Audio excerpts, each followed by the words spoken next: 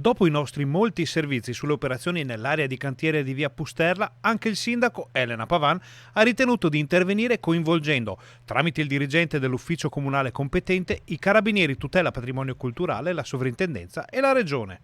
Dalla parte mia è stata spedita una lettera alla sovrintendenza e una anche ai carabinieri informandoli delle lavorazioni che sono state effettuate sul sito. Quindi siamo in attesa che a seguito di questa tempestiva segnalazione vengano effettuati i controlli del caso per verificare se era possibile movimentare i massi. E a questo punto anche il sindaco Elena Pavan inizia a farsi delle domande.